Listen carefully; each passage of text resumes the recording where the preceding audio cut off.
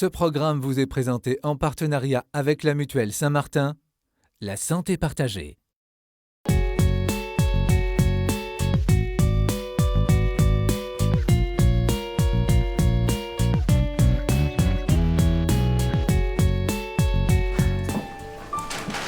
Voilà, c'est tout mon dossier médical.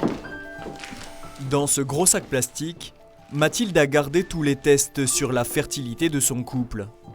Résultat d'un parcours médical de 6 longues années. Tout a commencé quelques mois après son mariage sur le tard avec Stéphane. Elle avait 35 ans, lui 44, et le bébé n'arrivait pas. Les médecins leur ont alors immédiatement proposé une aide médicale à la procréation. En fait, on rentre dans un processus sans l'avoir choisi. Un peu comme si vous tombez malade, le médecin il vous donne un médicament. Et de fait, vous réfléchissez pas, est-ce que c'est ce médicament que vous voulez ou pas? Si on posait des questions ou si on disait qu'on n'était pas d'accord pour la fille, voilà, on était suspecté de pas vouloir vraiment d'enfant. Et ça, j'ai trouvé que c'était vraiment super blessant quand des médecins se permettaient de vous dire Madame, si à 40 ans vous voulez pas de fille, venez pas me dire que vous voulez un enfant.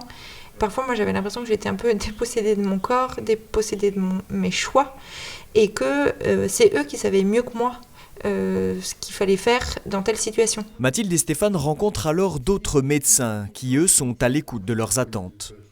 Ils prennent en couple le temps de la discussion, mais se retrouvent face à une situation qu'ils ne vivent pas de la même manière. Il y a une souffrance qui est celle de Mathilde, qui n'est pas la mienne, parce que je ne ressens pas la même chose.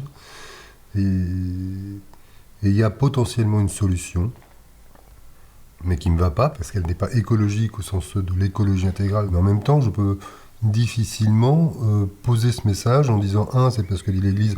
Après, confronté à la souffrance de Mathilde, là c'est vrai que j'ai laissé Mathilde, je pense, faire le choix, sachant que moi je ne pouvais pas ajouter à sa souffrance une souffrance supplémentaire qui était d'ordre philosophique. À un moment, effectivement, moi j'ai été ouverte à l'insémination artificielle entre conjoints, que j'ai très mal vécu.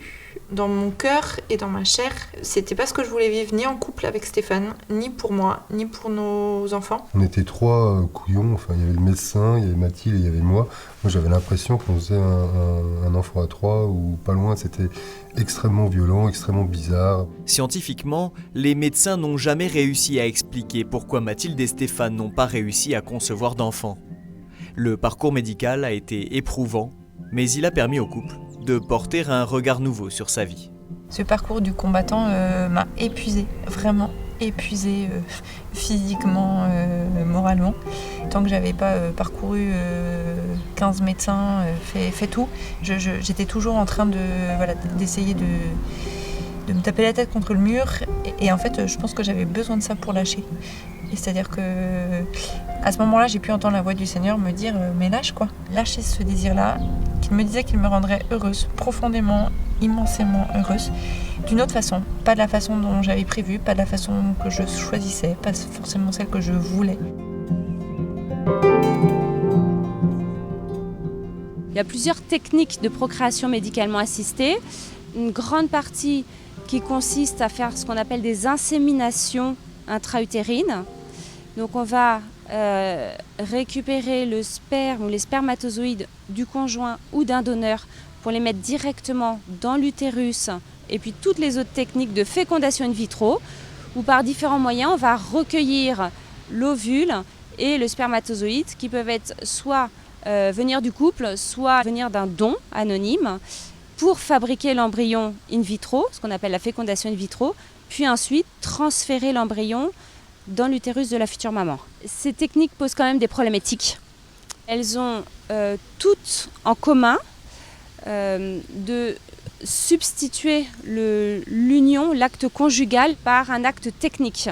Évidemment, dans les FIV, les fécondations in vitro, ça pose beaucoup plus de problèmes éthiques que l'insémination seule. Les embryons sont créés in vitro, et donc il y a un tri d'embryons. S'il y en a trop, une partie va être congelée. Donc il y a tout le problème lié au tri des embryons, à la congélation des embryons. Et puis il y a aussi tout le versant lié au donneur, parce qu'il va falloir se poser les questions de la filiation. Les couples ont toujours une liberté de choix. Personne n'est obligé de rentrer dans ce parcours du combattant qu'est l'assistance médicale à la procréation. Le problème, c'est que quand il y a un désir d'enfant très très fort dans un couple, il peut annihiler presque la réflexion du couple lui-même et le couple peut être amené à être tendu vers cet objectif-là et en faisant un petit peu l'autruche sur les différentes questions éthiques qui peuvent se poser. Et donc ils vont vouloir tout faire sans forcément anticiper à l'avance les problèmes que risque de soulever le tout faire. C'est important que le couple puisse se donner du temps pour réfléchir, parce que ce sont des techniques qui sont, on l'a vu, pas du tout simples à vivre pour un couple, même indépendamment des questions éthiques, parce qu'une fois qu'on est rentré dedans, c'est très difficile de faire machine arrière. Donc il faut réfléchir avant, jusqu'où en couple on est prêt à aller pour avoir un enfant. Se développe actuellement une autre façon, une autre prise en charge des problèmes d'infertilité. C'est encore assez confidentiel, mais ça se développe petit à petit, ce qu'on appelle la naprotechnologie.